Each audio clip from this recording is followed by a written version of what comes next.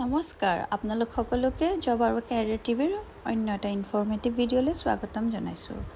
আজিৰ ভিডিঅ'টোত মই আপোনালোকক জনাম অইল ইণ্ডিয়া লিমিটেডৰ কেইটামান জব ভেকেঞ্চি ওলাইছে সেই ভেকেঞ্চিসমূহৰ বিষয়ে। এখন দেখা পাইছে আপোনালোকে স্ক্ৰীনত, ইয়াতে 9টা ভেকেঞ্চি আছে। তাৰে ভিতৰত 6টা ভেকেঞ্চি আমাৰ অসমৰ কাৰণে আছে, গুৱাহাটী আৰু দুলিয়াজানৰ কাৰণে। আহকচোন চাওঁ এতিয়া ভেকেঞ্চিবিলাক কি। আপোনালোকক এতিয়া দেখাইছোঁ। এইটো ফাৰ্ষ্ট ভেকেঞ্চিটো আছে consultant LPG recovery plant on contract basis, আৰু এইটো অইল ইণ্ডিয়া দুলিয়াজানত আছে। এইটো মই এবাৰ খুলি দেখাইছোঁ আপোনালোকক। এইখিনি জব ডেছক্ৰিপশ্যন, এটা ৰিকুৱাৰমেণ্ট আছে 55,000 চেলাৰি দিব আৰু কনভেয়েন্স দিব 6,000। সিলেকশ্যন প্ৰচিডিউৰ পাৰ্চনেল ইণ্টাৰভিউ হ'ব।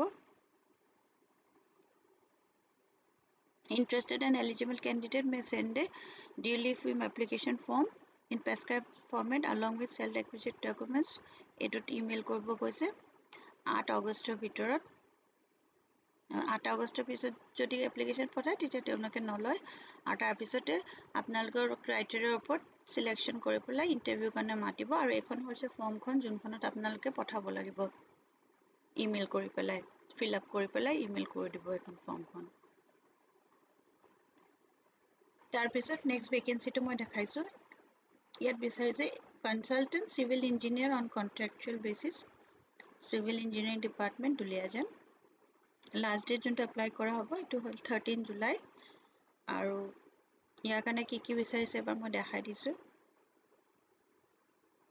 Job responsibility carrying out preliminary reconnaissance survey to check the civil engineering suitability of the site, এইবিলাক হ'ল responsibility. Eligibility BTech BE equivalent in civil engineering as full-time regular course from institutions, college, universities, deemed universities duly recognized by AICTE, or at least grade G or equivalent post from oil or any other PSU under MOP or NG goes.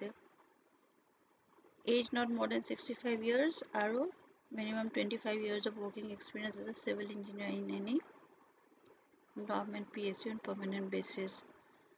আৰু এইটো 6 মান্থৰ contact হ'ব। Place of posting is Duliajan, Assam. আৰু যোনটো monthly হনৰিয়াম দিব এইটো হৈছে 1,16,000। Selection প্ৰচিডিউৰটো কৈছে based on personal interview. আৰু তাৰ কাৰণে কি হ'ব, আপোনালোক যদি ইণ্টাৰেষ্টেড এণ্ড এলিজিবল হয় ফৰ্মখন ফিল কৰি পেলাই ফৰ্মেটত এইটো এড্ৰেছত ইমেইল কৰিব কৈছে অন অৰ বিফ'ৰ 13 জুলাই। তাৰপিছতে আপোনালোকে চিলেকশ্যন কৰি তেখেতলোকে পাৰ্চনেল ইণ্টাৰভিউকে মাতিব। এইখনৰ ফৰ্মখন এবাৰ মই লিংকটো শ্বেয়াৰ কৰি দিম, তাৰ পৰা আপোনালোকে এইটো লৈ ল'ব। নেক্সট এইটো হ'ল ৰিটেইনাৰ ডক্টৰ। তাৰ কাৰণে মই দেখাই দিছোঁ এবাৰ খুলি পেলাই। ইয়াতে কৈছে তিনিটা ভেকেঞ্চি আছে। 85,000 হ'ব চেলাৰি, আৰু 23 মিনিমাম এজ আৰু 50 মেক্সিমাম কৈছে। ৱৰ্ক ইন ইণ্টাৰভিউ হ'ব। MBBS with minimum 1 year internship and having valid certificate of registration from MCI SMC as mandate, এইখিনি কৈছে। আৰু 500 টকা দিব এক্সট্ৰা কাম কৰিলে।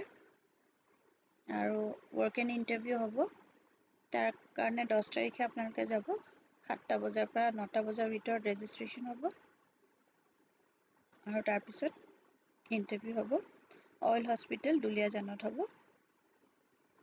বাকী এইখিনি কি ডকুমেণ্টছ লৈ যাব লাগিব এইখিনি কৈছে, আৰু চিলেকশ্যন ক্ৰাইটেৰিয়াৰ বিষয়ে কৈছে। ৱৰ্ক ইন ইণ্টাৰভিউ হ'ব, আৰু 55 মাৰ্কছৰ কিবা এটা টেষ্ট হ'ব। এইখিনি কণ্ডিশ্যনছ দিছে। এতিয়া এইটো আপোনালোকৰ স্ক্ৰীনত দেখাইছোঁ। নেক্সট ভেকেঞ্চিটো এইটো বিচাৰিছে consultant for project monitoring coordination and specialised activities in Nadua in east Kharjan project. ইয়াৰ ৰেছপনচিবিলিটি হ'ব preparation of daily working schedule, monitoring achievement against plan and working out mitigation strategy for any deficiencies, set priorities and ensuring. তাৰপিছত eligibility ইয়াত বিচাৰিছে must have retired at least from grade C or equivalent post from oil, আৰু অলপমান knowledge বিচাৰিছে OCS EPS CGS এইবিলাক 6 মান্থছৰ contractual হ'ব আৰু ইয়াত মান্থলি যোনটো স্যালাৰি কৈছে 50,000 দিব তাৰপিছত সিলেকশ্যন প্ৰচিডিউৰৰ কাৰণে আপোনালোকে নিজৰ এপ্লিকেশ্যনখন পঠাব লাগিব এইটো যোনটো ইমেইল আইডি দিছে con.app@oilindia.in 2 অগষ্টৰ ভিতৰত আৰু তাৰপিছত শ্বৰ্টলিষ্ট কৰাৰ পিছত আপোনালোকক ইণ্টাৰভিউলৈ মাতিব এতিয়া নেক্সট যোনটো হৈছে সেইটো হৈছে কন্ট্ৰেকচুৱেল কেমিষ্টৰ কাৰণে বিচাৰিছে 7টা আছে must have passed master's degree in chemistry of minimum 2 years duration from a government university আৰু 2 বছৰৰ work experience বিচাৰিছে minimum 24 yearsৰ হ'ব লাগিব আৰু 50 years to maximum 70,000 দিব per month আৰু reservation and age relaxation as per government guidelines বুলি কৈছে working interview হ'ব ইয়াৰ কাৰণে আৰু ইণ্টাৰভিউটো হ'ব 22 তাৰিখে জুলাইৰ আৰু তাৰ কাৰণে আপোনালোকে oil human resource office 5th floor oil India limited দুলিয়াজানত যাব লাগিব ৰাতিপুৱা 7টা পৰা 9টা ভিতৰত ৰেজিষ্ট্ৰেচন হ'ব আৰু তাৰ পিছতে ইণ্টাৰভিউটো হ'ব কিনি ডকুমেন্টছ আপোনালোকে ইণ্টাৰভিউ সময়ত লৈ যাব লাগিব আৰু যোনখন ইয়াতে ফৰমেট থাকিব লাষ্ট পেজখনৰ এডভাৰটাইজটো অলৰেডি মই দেখাই দিছো সেইখন আপোনালোকে ফিল কৰি লৈ যাব লাগিব ইণ্টাৰভিউ দিনাখন লগতে যিখিনি ডকুমেন্টছ তেওঁলোকে বিচাৰিছে সেইখিনিও লৈ যাব আপোনালোকে তাৰ পিছত নেক্সট এটো যোনটো হয় হেতু কাৰণে কেমিষ্ট বিচাৰিছে দুটা কেমিষ্টৰ প্ৰফাইল আছে 24 ইয়াৰ্স মিনিমাম 40 ইয়াৰ্স ম্যাক্সিমাম হ'ব লাগিব আৰু ইয়াতে স্যালাৰি দিব 70,000 per month আৰু ইয়াৰ কাৰণে degrees in master degree in chemistry আৰু ইয়াৰ কাৰণে যোনটো আপোনালোকৰ প্ৰসেস হ'ব ইন্টাৰভিউ প্ৰসেসটো হেতু ৱক ইন ইন্টাৰভিউ হ'ব 11 জুলাইত হ'ব 9টা পৰা 11টা ভিতৰত ৰেজিষ্ট্ৰেচন হ'ব আৰু তাৰ পিছত ইন্টাৰভিউটো হ'ব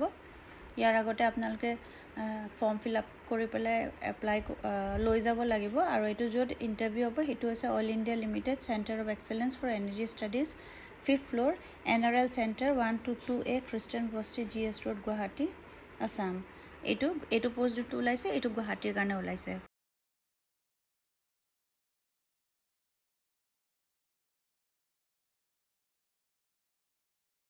যদি এলিজিবল হয় আৰু ইন্টারেস্টেড হয় তেতিয়াহলে এটো যোনটো ওয়েবসাইট হয় অল ইন্ডিয়া এটো মই ডেসক্ৰিপচন বক্সত দি দিম এটো যাই পেলাই আপোনালোকে এনেকে ক্লিক কৰিব লাগিব এনেকে ইয়াতে ভিউ কৰিলে গুটে সাৰ্কুলাৰখন খুলি যাব গুটে ডিটেইলছ খিনি আপোনালোকে এনেকে পাই যাব আৰু তলতে ফৰ্মখনো আছে যোনখন আপোনালোকে ফিল আপ কৰি পেলাই লৈ যাব লাগিব ৱৰ্কিং ইন্টাৰভিউ কাৰণে এটো প্ৰসেসটো হল